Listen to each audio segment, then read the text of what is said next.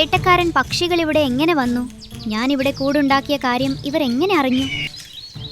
ഏടി കുഞ്ഞിക്കുരുവി, ഞങ്ങളുടെ സ്ഥലത്ത് വന്ന് കൂടുണ്ടാക്കാൻ നിനക്ക് അത്രയ്ക്ക് ധൈര്യമായോ? നിന്റെ നില മറന്നുപോയോ? പോയിത്തോലായോ ഇവിടുന്ന്? സുന്ദർപൂരിലെ കാട് മലമുകളിൽ നിന്ന് താഴ്വര വരെ വ്യാപിച്ചിരുന്നു. ആ മലഞ്ചെരുവിലെ താഴ്വരയിലൂടെ മധുരജലമൊഴുകുന്ന ഒരു നദിയുണ്ടായിരുന്നു. അതിന്റെ തീരത്താകട്ടെ തണലേകുന്ന ഒട്ടേറെ ഫലവൃക്ഷങ്ങളും ഉണ്ടായിരുന്നു. എന്നാൽ മലമുകളിലെ മരങ്ങളിൽ പക്ഷികൾക്ക് ഭക്ഷണത്തിനുള്ള കായ്കനികളൊന്നും ഉണ്ടായിരുന്നില്ല.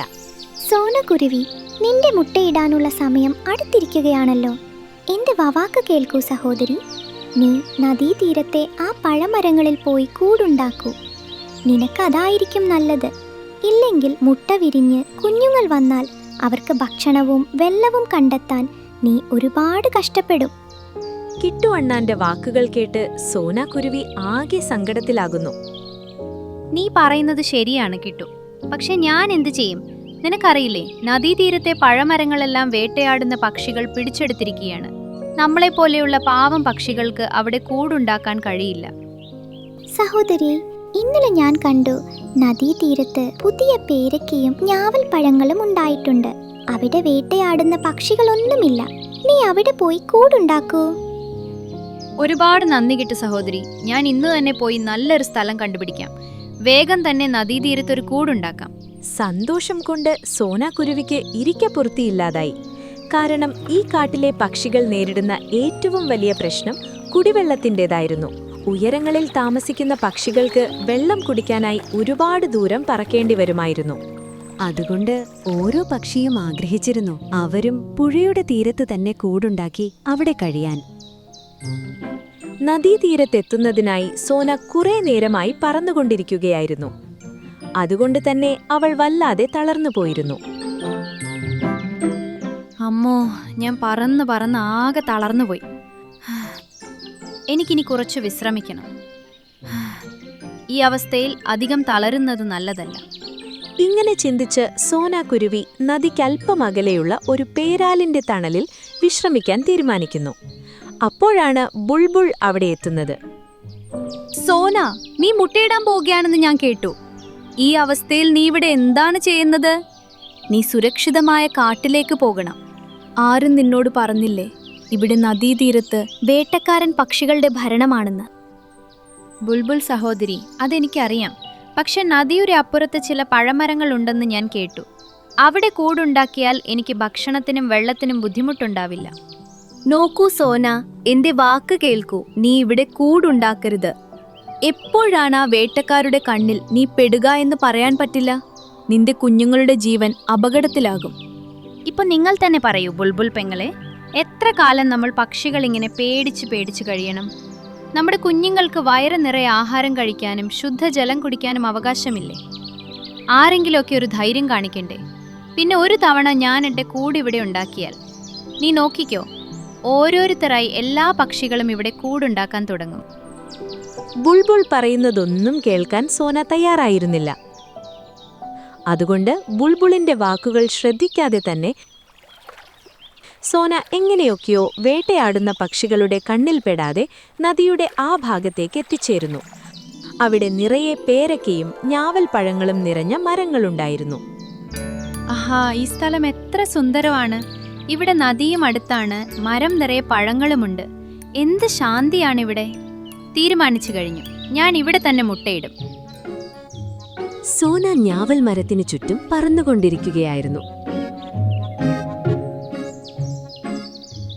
തന്റെ മുട്ടകൾക്കായി മനോഹരമായ ഒരു ഉറപ്പുള്ള കൊമ്പ് അവൾ തിരഞ്ഞുകൊണ്ടിരുന്നു. വേട്ടക്കാരായ പക്ഷികളുടെ കണ്ണിൽപ്പെടാത്ത ഒരിടമായിരിക്കണം അതെന്ന് അവൾക്ക് നിർബന്ധമുണ്ടായിരുന്നു. കുറേ നേരത്തെ തിരച്ചിലിന് ശേഷം ഒടുവിൽ സോനയ്ക്ക് ഒരിടം ഇഷ്ടപ്പെട്ടു. ഇനി വൈകിക്കാതെ ചുള്ളിക്കമ്പുകൾ ശേഖരിച്ച് കൂടുണ്ടാക്കി തുടങ്ങണം. മഴക്കാലം തുടങ്ങാറായി. എപ്പോൾ വേണമെങ്കിലും കനത്ത മഴ പെയ്യാം. മഴ തുടങ്ങുന്നതിന് മുൻപ് കുഞ്ഞുങ്ങൾക്കായി സുരക്ഷിതമായ ഒരു വീടൊരുക്കണം. ഇങ്ങനെ ചിന്തിച്ച് സോനക്കുരുവി ചുള്ളിക്കമ്പുകൾ ശേഖരിച്ച് ഞാവൽ മരത്തിൽ കൂടുണ്ടാക്കാൻ തുടങ്ങുന്നു. അപ്പോഴാണ് കാലു കാക്ക അങ്ങോട്ട് വരുന്നത്. കാലു കാക്ക രസത്തിൽ മൂളിപ്പാട്ട് പാടിക്കണ്ട് പക്ഷിയായി ഞാൻ പാറി നടക്കും നീലാകാശത്തിൽ. ഇന്നു ഞാൻ സ്വതന്ത്രനാണ് ഈ ലോകാരാമത്തിൽ. ഢകിച്ചിക്കി ഢകിച്ചിക്കി ഢാവും. അല്ല, ഈ സോനപക്ഷി ഞാവൽ മരത്തിൽ എന്താ ഈ ചെയ്യുന്നത്? അതൊന്ന് കണ്ടുപിടിക്കണമല്ലോ. സോന പക്ഷിയുടെ അരികിലെത്തി. അവൻ പറഞ്ഞു, എന്താണ് സോന, ഇന്ന് വഴിതെറ്റി വന്നതാണോ? ഇല്ല കാലുബായി, വഴി തെറ്റിയതല്ല. ഈ മരത്തിന് മുകളിൽ ഒരു കൂടുണ്ടാക്കാമെന്ന് കരുതി. ഉടനെ എൻ്റെ കുഞ്ഞുങ്ങൾ വരും. അവരോടൊപ്പം ഇവിടെ സന്തോഷത്തോടെ കഴിയണം. ആഹാ സോന, ഇത് വലിയ സന്തോഷ വാർത്തയാണല്ലോ. കാലുബായ്, നിങ്ങളുടെ കൂടെ എവിടെയാണ്? ഞാനും കുറച്ച് ദൂരെ തന്നെയാണ് താമസിക്കുന്നത്. പേടിക്കണ്ട, ഇവിടെ വെവേട്ടക്കാരൊന്നും വരില്ല. നീ ധൈര്യമായി കൂടുണ്ടാക്കിക്കോ.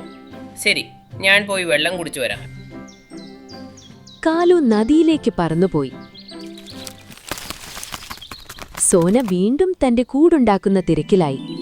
പകലും രാത്രിയും വിശ്രമമില്ലാതെ സോനക്കുരുവി കൂടുണ്ടാക്കിക്കൊണ്ടിരുന്നു. അടുത്ത ദിവസം രാവിലെയായപ്പോഴേക്കും സോന തളർന്നു വശലായിരുന്നു. അപ്പോഴാണ് മരക്കൊമ്പിലിരുന്ന് അവൾ ഉറങ്ങിപ്പോയത്. പെട്ടെന്ന് ഒരു വലിയ ശബ്ദം കേട്ട് സോന ഞെട്ടിയുണർന്നു. ദൈവമേ, ഈ വേട്ടക്കാരൻ പക്ഷികൾ ഇവിടെ എങ്ങനെ വന്നു? ഞാനിവിടെ കൂടുണ്ടാക്കിയ കാര്യം ഇവർ എങ്ങനെ അറിഞ്ഞു? സോനയ്ക്ക് എന്തെങ്കിലും ചെയ്യാൻ കഴിയുന്നതിനു മുമ്പ് തന്നെ വേട്ടക്കാരായ പക്ഷികൾ അവളുടെ കൂടെടുത്ത് താഴേക്കെറിഞ്ഞു കഴിഞ്ഞിരുന്നു. ഏടി കുഞ്ഞിക്കൊരുവി, ഞങ്ങളുടെ സ്ഥലത്ത് വന്ന് കൂടുണ്ടാക്കാൻ നിനക്ക് അത്രയ്ക്ക് ധൈര്യമായോ? നിന്റെ നില മറന്നുപോയോ? നിന്നെപ്പോലുള്ള പക്ഷികൾക്കുള്ളതല്ല ഈ നദീതീരം. ഇവിടെ ഞങ്ങളെപ്പോലുള്ള കരുത്തന്മാരാണ് താമസിക്കുന്നത്. പോയിത്തോലായോ ഇവിടുന്ന്? പരുന്തും കഴുകനും പോലുള്ള വലിയ പക്ഷികൾ തനിക്ക് ചുറ്റും പറക്കുന്നത് കണ്ട് സോനക്കുരുവി ഭയം കൊണ്ട് വിറയ്ക്കാൻ തുടങ്ങി. ജീവൻ രക്ഷിക്കാൻ അവൾ അവിടെ നിന്നും ഓടി രക്ഷപ്പെട്ടു. സോന മലമുകളിലേക്ക് പറന്നു പോകുകയായിരുന്നു. അവിടെ വെച്ച് വീണ്ടും ബുൾബുളിനെ കാണുന്നു. സോന, നീ എന്തിനാണ് ഇങ്ങനെ പേടിച്ചു ഓടുന്നത്? എന്തു പറ്റി? ബുൾബുൾ പറഞ്ഞതനുസരിച്ച് സോന ഒരു മരക്കൊമ്പിലിരുന്ന് കരയാൻ തുടങ്ങി. ബുൾബുളിന്റെ വാക്കുകൾ കേട്ട് സോനയ്ക്ക് വലിയ വിഷമമായി. എനിക്കറിയില്ല ബുൾബുൾ, എന്നോട് മാത്രം എന്താ ഇങ്ങനെ സംഭവിക്കുന്നത്? അവിടെ തന്നെ കാല് കാക്കയ്ക്കും കൂടുണ്ടായിരുന്നു. കാല് പറഞ്ഞത് അവൻ വർഷങ്ങളായി അവിടെ തന്നെ കൂടുണ്ടാക്കി കഴിയുന്നു എന്നാണ്. പക്ഷെ അവനൊന്നും സംഭവിച്ചില്ല. എങ്ങനെയെന്നറിയില്ല. വേട്ടക്കാരൻ പക്ഷികളുടെ കണ്ണ് എന്റെ കൂട്ടിലുടക്കി അവരത് തകർത്ത് കളഞ്ഞു. ഞാൻ എങ്ങനെയൊക്കെയോ എന്റെ ജീവൻ രക്ഷിച്ചു വന്നതാണ്. എന്റെ പാവ സോന, നിനക്കിപ്പോഴും മനസ്സിലായില്ലേ? ആ വേട്ടക്കാർ നിന്നെ തനിയെ കണ്ടുപിടിച്ചതല്ല. കാലുകാക്കയാണ് അവരോട് പോയി പറഞ്ഞത്. അയാൾ വെറുതെ അല്ല ആ വേട്ടക്കാരുടെ കൂടെ കഴിയുന്നത്. അയാൾ അവരുടെ ചാരനാണ്. അവൻ ആ വേട്ടപക്ഷികളുടെ ചാരനാണ്. നിനക്ക് മുൻപും പല പക്ഷികളും ഇവിടെ വന്ന് കൂടുകൂട്ടി ജീവിക്കാൻ ശ്രമിച്ചിരുന്നു. എന്നാൽ ഈ ദുഷ്ടൻ കാലുപോയി ആ വേട്ടപക്ഷികൾക്ക് കൂടിന്റെ വിവരം നൽകും. എന്നിട്ട് ആ ക്രൂരരായ പക്ഷികൾ വന്ന് പാവം പക്ഷികളുടെ കൂടുകൾ തകർത്തു കളയും. അതുകൊണ്ടാണ് ഞാൻ നിന്നോട് പറഞ്ഞത് അവിടെ പോയി കൂടുണ്ടാക്കരുതെന്ന്. പക്ഷെ നീ എൻ്റെ ഒരു വാക്ക് പോലും കേട്ടില്ല. ബുൾബുളിന്റെ വാക്കുകൾ കേട്ട് സോന പക്ഷിക്ക് വല്ലാതെ സങ്കടം തോന്നി. അവൾ വീണ്ടും തന്റെ പഴയ മരത്തിലെ പഴയ കൂട്ടിലേക്ക് മടങ്ങിപ്പോയി. അന്ന് രാത്രി പെട്ടെന്ന് കാലാവസ്ഥ മാറി. കനത്ത മഴ പെയ്യാൻ തുടങ്ങി. ശക്തമായ മഴ കാരണം നദിയിൽ വെള്ളത്തൊക്കമുണ്ടാവുകയും തീരത്തുള്ള കാട് മുഴുവൻ വെള്ളത്തിനടിയിലാവുകയും ചെയ്തു. അങ്ങനെ നദീതീരത്തുള്ള ആ കാട് മുഴുവൻ പ്രളയത്തിൽ മുങ്ങിപ്പോകുന്നു. സോന, ബുൾബുൾ, നിങ്ങൾ അറിഞ്ഞോ? കാട്ടിൽ വെള്ളപ്പൊക്കം വന്നിരിക്കുന്നു. നദീതീരത്ത് താമസിച്ചിരുന്ന പക്ഷികളുടെ കൂടുകളെല്ലാം ഒലിച്ചുപോയി. ഭാഗ്യം, നമ്മൾ ഈ ഉയരത്തിൽ താമസിക്കുന്നത് കൊണ്ട് നമ്മുടെ വീടുകൾ രക്ഷപ്പെട്ടു. നമ്മൾ രക്ഷപ്പെട്ടു. പക്ഷേ നദീതീരത്ത് താമസിച്ചിരുന്ന ആ പാവം പക്ഷികളുടെ അവസ്ഥ എന്തായിരിക്കും? കിട്ടുവും സോനയും സംസാരിച്ചുകൊണ്ടിരിക്കുമ്പോഴാണ് കാലുകാക്കയും ഭാര്യ ഗൗരിയും അവിടെ എത്തുന്നത്. ഞങ്ങളെ സഹായിക്കൂ. വെള്ളപ്പൊക്കത്തിൽ എൻ്റെ കൂടും 2 മുട്ടകളും ഒലിച്ചുപോയി. ഞാൻ വലിയ ആപത്തിലാണ്. നിങ്ങളുടെ കൂട്ടിൽ എനിക്ക് ഒരിടം തരൂ.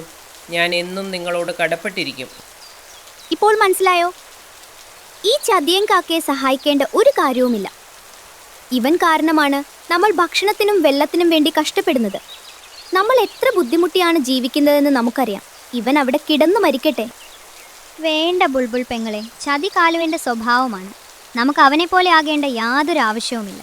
എന്തായാലും കാലു, ഗൗരി, നിങ്ങൾ എപ്പോഴും ഞങ്ങളെപ്പോലുള്ള ചെറിയ പക്ഷികൾക്ക് കുഴി തോണ്ടാൻ മാത്രമാണ് നോക്കിയിട്ടുള്ളത്.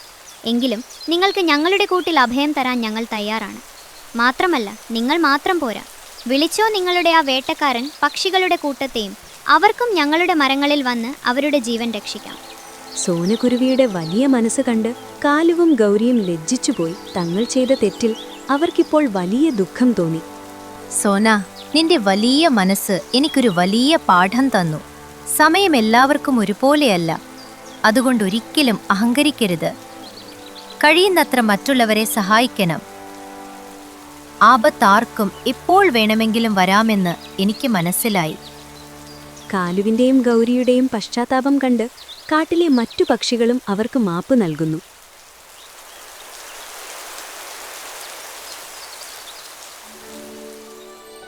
പക്ഷികളെ നോക്കൂ, മഴ നിന്നു. വെള്ളപ്പൊക്കവും പതുക്കെ കുറയുന്നുണ്ട്. ഇനി നമുക്ക് പേടിക്കാനൊന്നുമില്ല. പരുന്തേ, കഴുകനെ, നിങ്ങൾക്കും ഇനി സ്വന്തം വീടുകളിലേക്ക് മടങ്ങാം. ഇല്ല ഇല്ല, ഇനി ഈ കാട് മുഴുവൻ നമ്മുടെ വീടാണ്. ഇനി മുതൽ നമ്മൾ എല്ലാവരും ഒത്തൊരുമിച്ച് കഴിയുമെന്ന് ഞാൻ വാക്ക് നൽകുന്നു. നിങ്ങൾക്കിനി ഭക്ഷണവും വെള്ളവും ഇല്ലാതെ ഉയരങ്ങളിൽ കഷ്ടപ്പെടേണ്ടി വരില്ല. താഴെ നിങ്ങൾക്ക് വേണ്ടുവോളം ഭക്ഷണമുണ്ട്. എല്ലാവരും ഞങ്ങളോടൊപ്പം വരൂ. കഴുകൻ പറയുന്നത് കേട്ട് ബാക്കി പക്ഷികളും അത് ശരിവെച്ചു.